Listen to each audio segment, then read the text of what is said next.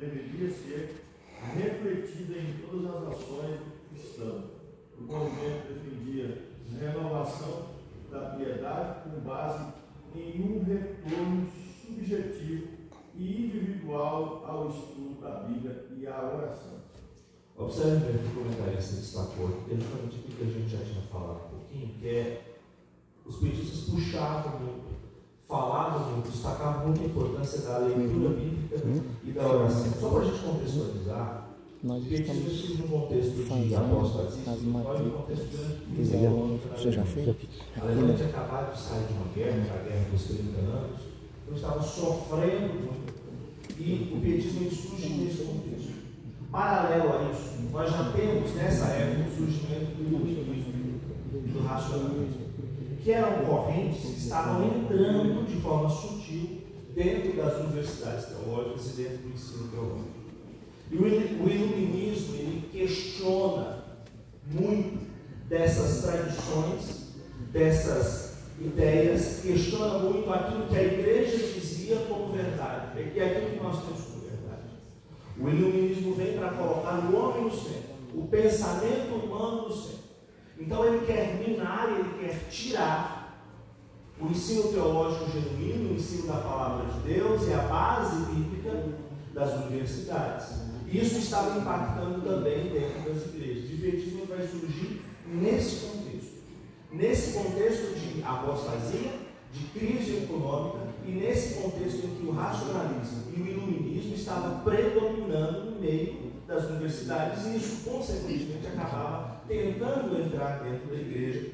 E aí nesse contexto que os petistas vão dizer: olha, a gente precisa dedicar mais à leitura da palavra de Deus, nós precisamos dedicar mais à oração, nós precisamos dedicar mais à consagração, e nós precisamos construir experiências sólidas com o Senhor. É nesse contexto que o pietismo ele vai surgir nessa situação. 1.2, quem pode ler, por favor? O resgate da reforma. O movimento pietista buscava promover uma espiritualidade mais profunda e pessoal, enfatizando a importância da experiência individual com Deus. Ele procurava superar divisões, hierarquias dentro da sociedade da igreja, promovendo uma comunhão universal entre os crentes. Essa abordagem visava unir as pessoas em torno de valores espirituais e éticos, independentes de suas origens sociais ou de status. Observe só que o comentarista, o bispo Eurípides, colocou na seleção top 1.2 o destaque da experiência individual, o resgate da reforma, mas destacando a importância da experiência individual. E aí eu estava inclusive ouvindo os comentaristas da editora Betel. Toda semana no YouTube eles postam um comentário da lição, né, para servir como base para os professores, e um dos comentaristas dizia algo que me chamava a atenção. Nós precisamos olhar para essa lição não para apontar para os outros, mas como um espelho para nós, sobre como nós estamos, para avaliar como nós estamos. Irmãos, não basta só ler a Bíblia, preciso aplicar a Escritura mesmo.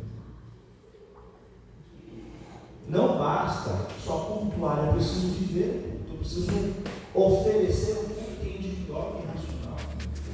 Não basta só frequentar o culto. Não basta só interpretar a Bíblia, eu preciso aplicar a Bíblia. Intérpretes da Bíblia existem muitos por aí.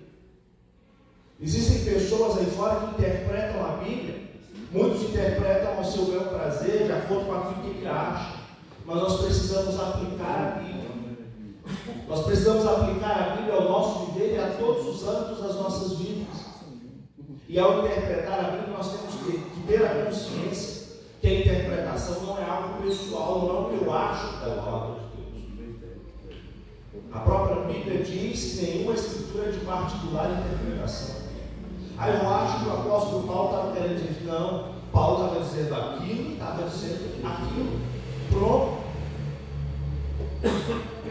Eu não preciso ficar buscando nas entrelinhas interpretações individuais da palavra de Deus, porque a Bíblia é clara naquilo que ela quer me dizer, naquilo que ela quer me passar. Eu preciso aplicar a palavra de Deus.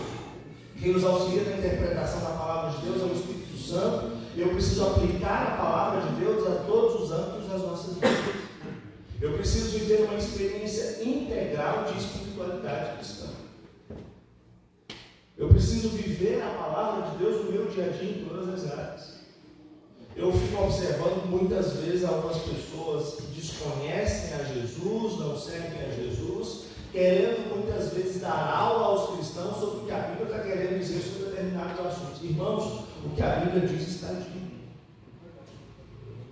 O que a Bíblia diz está dito. Eu não preciso atualizar a palavra de Deus, eu não preciso trazer a palavra de Deus ao meu tempo. Pelo contrário, eu preciso levar o meu tempo, levar as pessoas da minha geração à palavra de Deus.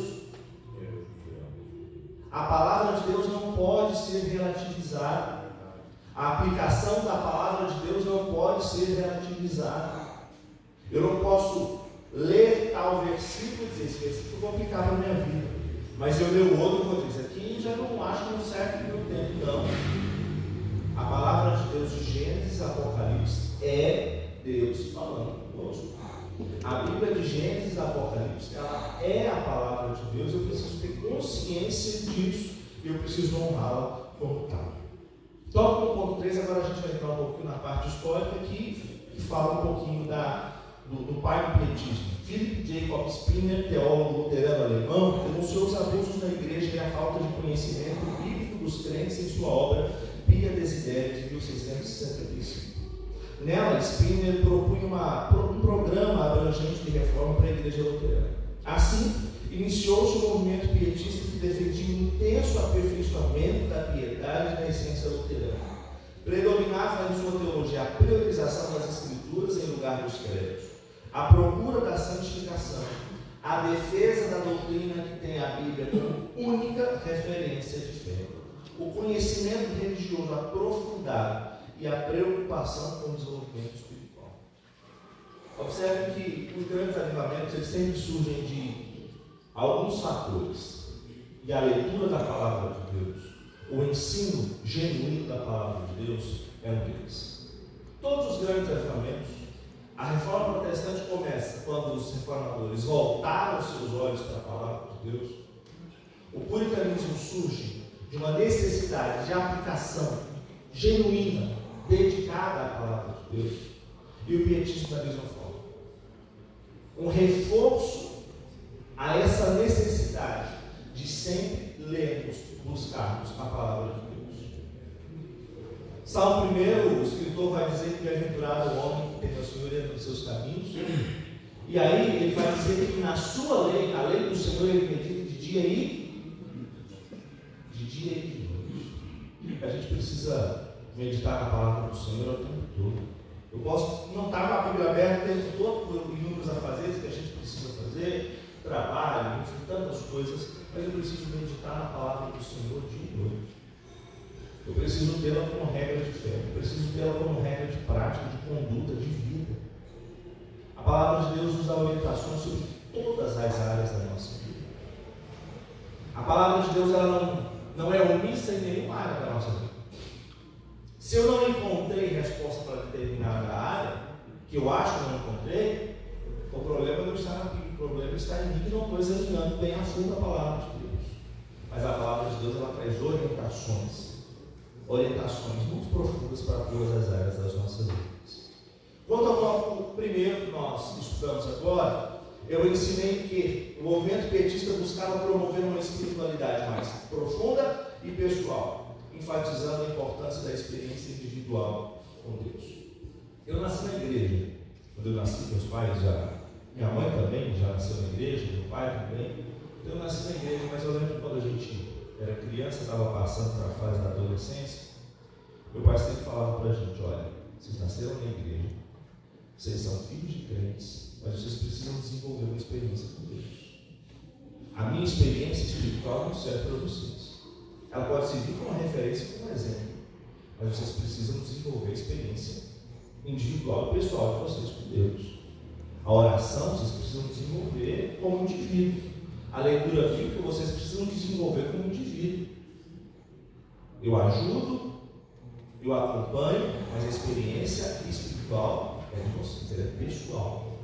Nós precisamos sempre destacar isso. A experiência, ela é pessoal. O culto que nós prestamos ao Senhor, o nosso pastor sempre diz isso aqui, o culto é individual. O culto sou eu quem ofereço. Nós oferecemos na coletividade enquanto igreja, mas o culto é individual. Eu preciso oferecer o meu melhor. Da mesma forma, cada um de nós precisa oferecer o seu melhor e ter a sua experiência individual e pessoal com o Senhor. Tópico 2, a convocação para uma segunda reforma. Nós já lemos, mas em 1675, Spengler publicou o livro intitulado Pia Desidéria, cujo título deu origem ao termo pietista. A obra é composta por 3 partes, na qual expõe o pensamento do movimento que desejava reparar a vida da igreja. Assim, Spengler procurou fazer uma avaliação das condições da igreja luterana e a convocou para uma segunda reforma. A reforma, como eu disse, já aconteceu há pouco mais de 100 anos, a gente está aqui em 1625, a reforma aconteceu em 1517. E o Spengler vai trazer essa necessidade de uma nova reforma, de renovação, justamente buscando e focando na importância da experiência individual, da experiência espiritual com o Senhor. Tópico 2.1, quem pode ler, por favor? A decadência espiritual da igreja na Inglaterra. Apoiando-se na ideia de que a igreja luterana, em sua teologia, estava se afastando muito da realidade, da incumbência da igreja, surgiu um movimento pietista. Esse movimento avivalista difundiu a fé protestante em muitas partes do mundo, mas para os pietistas, a igreja luterana tinha adotado práticas não bíblicas, isto é, a igreja passou a admitir algumas doutrinas e tradições que eram conflitantes com os princípios da reforma protestante. Tem esse livro aqui, Fundamentos da Teologia Histórica, que traz um pouquinho, forma histórica mesmo, narrativa, desses principais movimentos da igreja. Eu destaquei um trecho que falava justamente sobre a atuação do Philip Spengler, sobre a importância, sobre o pietismo. Uma das práticas que ele teve, ele tratava de pequenos grupos que reuniam nas casas e nas igrejas para orar, estudar, debater sermões e cultivar a vida cristã. Essa iniciativa, claro, atraiu muitas críticas, porque toda mudança, né, todo avivamento, todo movimento de renovação, ele acaba atraindo críticas daquelas pessoas que estão muito na sua zona de conforto, mas o objetivo dele era difundir o cristianismo no coração, com uma vida de forte devoção a Cristo e santidade pessoal. Então, a ideia do pietismo era justamente trazer, cravar no coração das pessoas a piedade, cravar no coração das pessoas a necessidade de uma vida de constante santificação, cravar na vida das pessoas a importância de uma vida de oração e leitura bíblica, leitura da palavra de Deus, uma vida que não fosse apenas uma vida de constância nos trabalhos da igreja, constância na vivência da igreja, mas uma vida rasa. Ele pregava, buscava que as pessoas tivessem uma vida de profunda comunhão com o Senhor, de profunda experiência com o Senhor. Tópico 2.2, a gente agora está falando de um outro personagem muito importante desse movimento, do movimento pietista. O avivamento do movimento pietista ultrapassou as fronteiras e alcançou um grupo de exilados da Boêmia, cuja origem remonta à obra do reformador John Hus, martirizado em 1415. Em 1722, Zinzendorf convidou esse grupo para se estabelecer em uma de suas propriedades na Saxônia. Posteriormente, esses irmãos, por conta da origem, passaram a ser identificados como moravianos. Na verdade, é quase impraticável pensar numa missiologia ou teologia da missão sem considerar o papel do conde Zinzendorf, apontado como a figura mais importante da história da espiritualidade cristã no século XVII. O Jacob Spengler, que foi o personagem que nós falamos há pouco, ele morre em 1705 e por volta de 1722, ou seja, logo após a morte dele, esse conde Zinzendorf, ele então começa uma extensão desse movimento pietista em uma outra região da Europa. Esse conde ele foi criado pela sua avó, e a sua avó era uma pietista muito devota. ela já havia sido alcançada e tocada pelo movimento pietista. E o conde, então, ele é influenciado pela sua avó, muito devota, muito piedosa. Ele vai para a universidade e na universidade ele cria um movimento de oração de estudo bíblico. Ao terminar a universidade, como a sua família é uma família muito rica, de muitas posses, ele compra então uma propriedade e nessa propriedade ele acolhe alguns refugiados que estavam fugindo da perseguição. Esses refugiados vieram da Morávia e esses refugiados eles eram influenciados espiritualmente por John Huss, que é um pré-reformador. John Huss foi um grande pré-reformador. Ele foi morto na fogueira. Alguns anos depois, então, Lutero vem e constrói, escreve as 95 teses que dão um pontapé inicial para a reforma protestante. Mas esses moravianos que foram acolhidos por esse conde, eles estavam fugindo dessa perseguição. E então dá início ali naquela região a uma extensão do movimento pietista. E foi muito importante, não só para aquela região, mas para todo mundo. Essa extensão do movimento pietista não chegou a ser grande em questão numérica, mas foi muito grande do ponto de vista de influência, porque influenciou através deles esse movimento chegou nos Estados Unidos. Inclusive esse conde chega aí para os Estados Unidos, na Pensilvânia, onde eles abrem um grande trabalho também. Mas como eu disse, esse movimento, essa extensão do movimento pietista na Morávia não chegou a ser grande do ponto de vista numérico, mas foi gigante do ponto de vista espiritual por toda a sua influência que ele alcançou. E foi através desse movimento, desse conde, que John Wesley é alcançado lá na Inglaterra e dá início também a um grande avivamento, que inclusive vai ser estudado também nesse trimestre. Tópico D, 2.3, quem pode ler, por favor?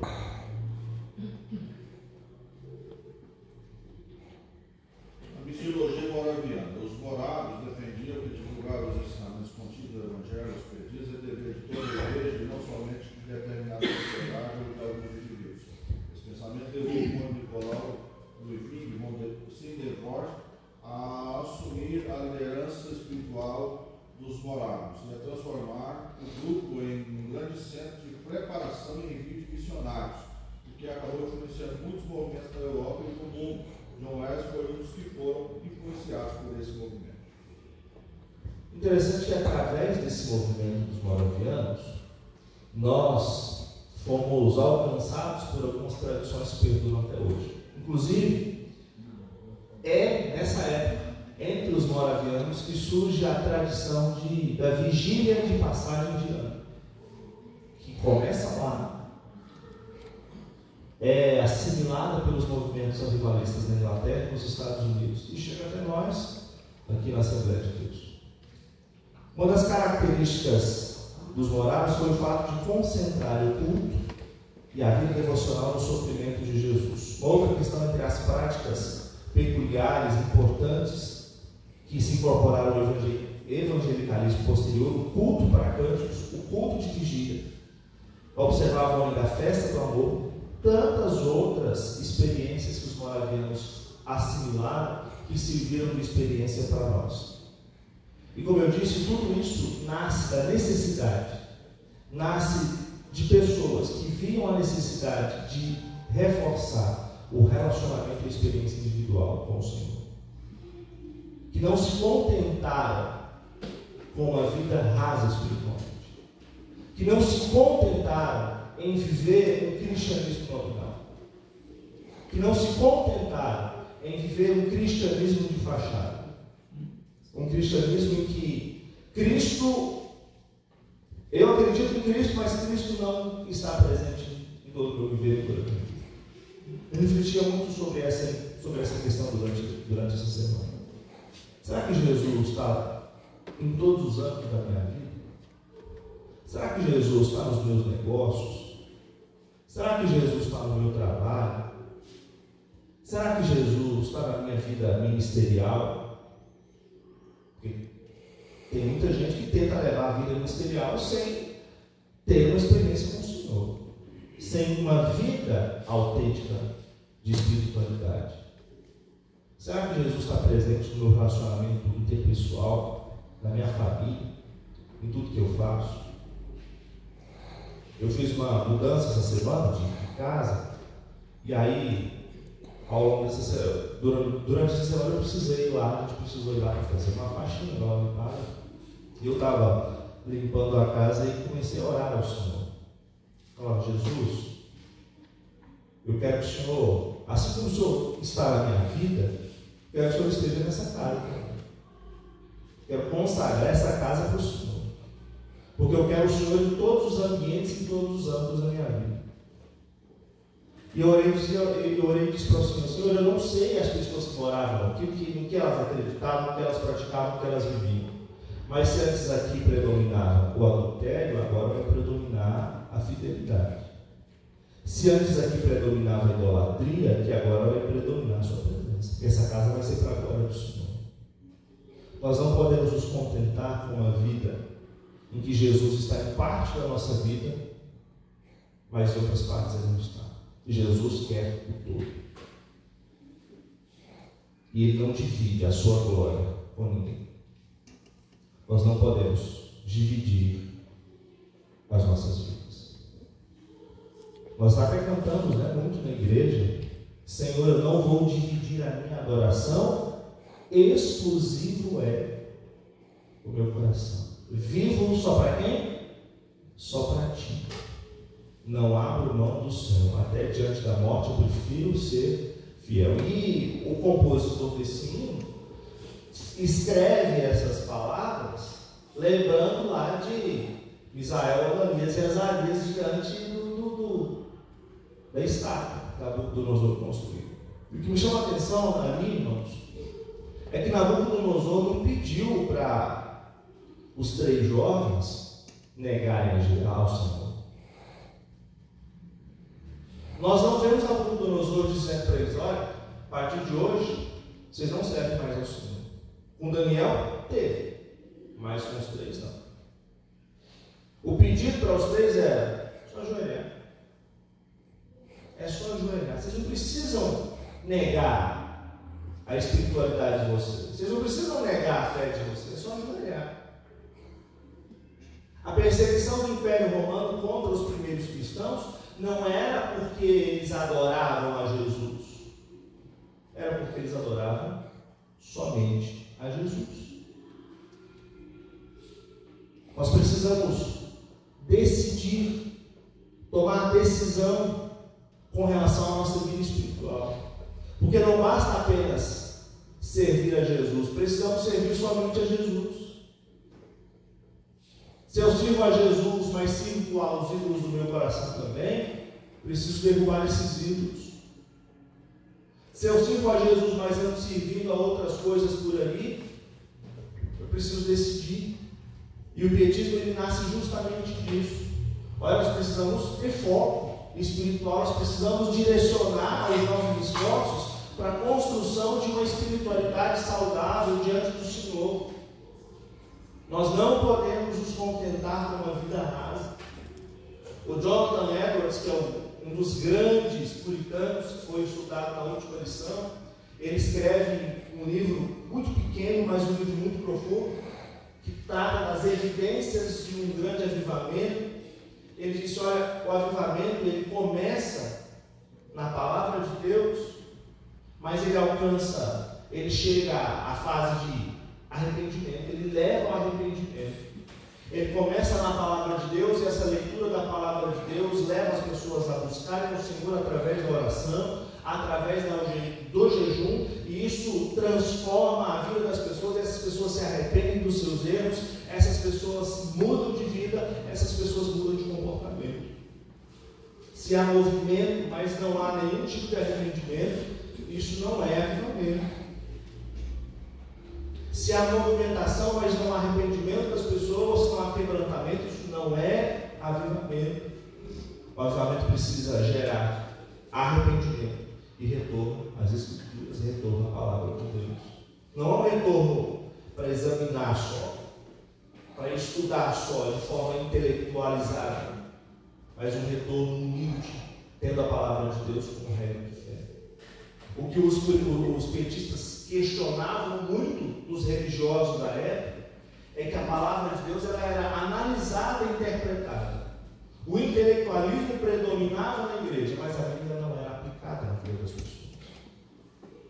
Não era vivida no dia a dia das pessoas.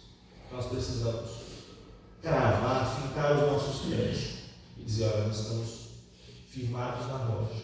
Nós precisamos ler a palavra de Deus de forma aplicada em todas as áreas das nossas vidas. Professor, Sim, pastor. assim como a reforma no tempo de Lutero não mudou a igreja católica, esse movimento não mudou a igreja luterana. A igreja luterana caminha do mesmo jeito, para a frouxidão, para a inclusão, para o catolicismo, dessa reforma, não atingiu, não mudou aquelas raízes. Surgiu outros movimentos. Exatamente. Inclusive não era, no caso de Lutero, não era nem a intenção dele, né? Criar uma outra igreja, mas a resistência foi tão grande que não havia outra alternativa. Da mesma forma que com os petistas, não era também a intenção sair de dentro da igreja luterana, mas a resistência foi muito grande que não houve outra alternativa. E o pastor mencionou aqui a realidade da igreja luterana hoje em todo o mundo. Nos países escandinavos, na Noruega, na Dinamarca, na Suécia, a igreja luterana é a igreja oficial do Estado. Todos os habitantes do país são batizados da igreja luterana. É a igreja oficial do Estado. Só que, nesses países, ironicamente, o ateísmo já atinge mais de 50% da população. Ou seja, uma conta que não fecha. É uma conta que não fecha. E nesses mesmos países, a Suécia foi o primeiro deles, a igreja luterana, mais recentemente, de 20 anos para cá, adotou então a chamada teologia inclusiva, onde inclusive são realizados casamentos entre pessoas do mesmo sexo. Ou seja, não mudou a realidade da igreja luterana, mas o movimento reverberou até. O movimento chegou até aqui. A igreja na Europa, a igreja institucional da Europa, continua uma igreja completamente caída e apóstata.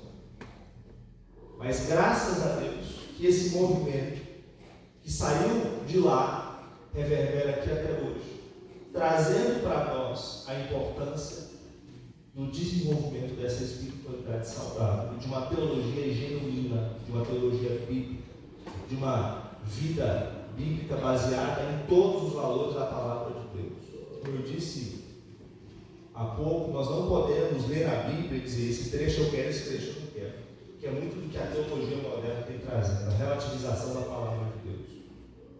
Não. A palavra de Deus foi escrita há milhares de anos, mas continua até atual hoje. O Billy Graham dizia que a Bíblia era mais atual que o jornal de manhã. Hoje a gente nem lê jornal mais. Mas a Bíblia é mais atual do que todos os meios de comunicação.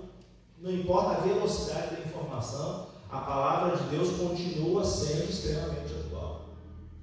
Então fuja de qualquer ideologia ou de qualquer pessoa que venha te dizer, não, mas é porque o Antigo Testamento caducou, ou é porque não, esse texto aqui era lá da época, hoje não é bem assim. Não, nós precisamos atualizar. Não fuja. Sigam o conselho de Paulo a Timóteo. Essas pessoas que negam a eficácia da piedade, fujam dessas pessoas. A palavra de Deus é a nossa única regra de fé e prática. Nossa única regra de fé e prática. E Paulo diz que esse estágio aprende sempre, nunca pode chegar no conhecimento da verdade. Exatamente. Exatamente. É resistir, fugir dessas pessoas. Eu posso ler bons livros teológicos, eu posso ler bons livros devocionais, mas nada pode substituir a leitura diária da palavra de Deus. Nada pode substituir a leitura diária da palavra de Deus. A gente no nosso dia a dia, alimentando, de vez em quando dá vontade de comer uma pizza, sai depois do para comer uma pizza, mas nada pode substituir o seu arroz com feijão no dia a dia. Meu filho também? O filho também não? Nada pode substituir. Experimenta viver uma vida comendo só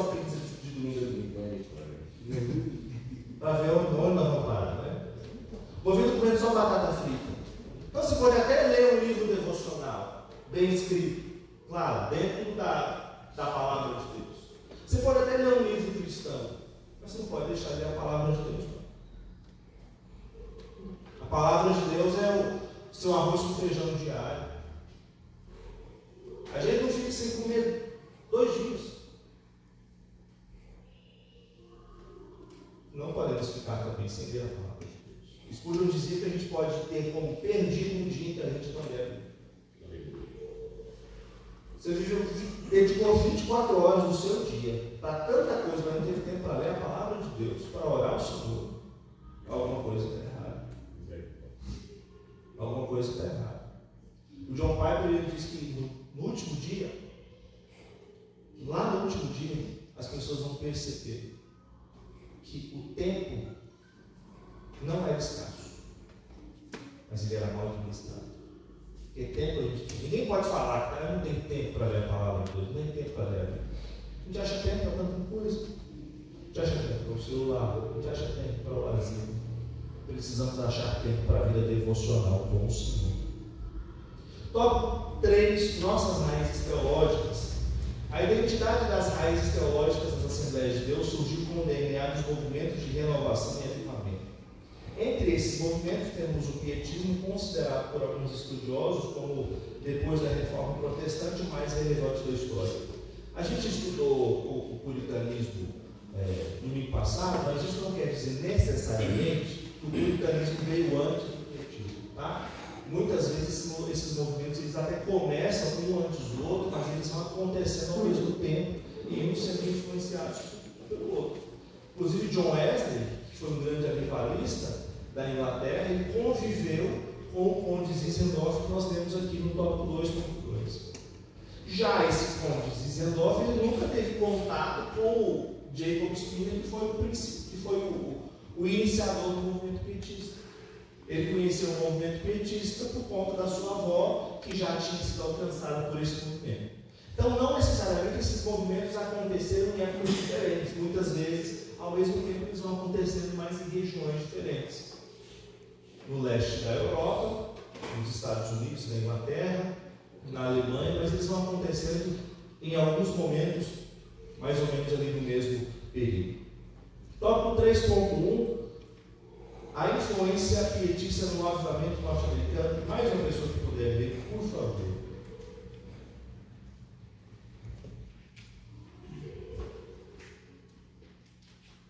Professor? Sim, pastor. Comparando os tempos, eu posso dizer, de 20 anos atrás, o distanciamento das leituras diárias era ter acontecido falta de vida espiritual, né? Isso é uma realidade. Agora, a vida espiritual, ela nasce através de uma intimidade com Deus, através da oração. Agora, muitas das nossas igrejas não tem mais um culto de oração. E aí como é que faz?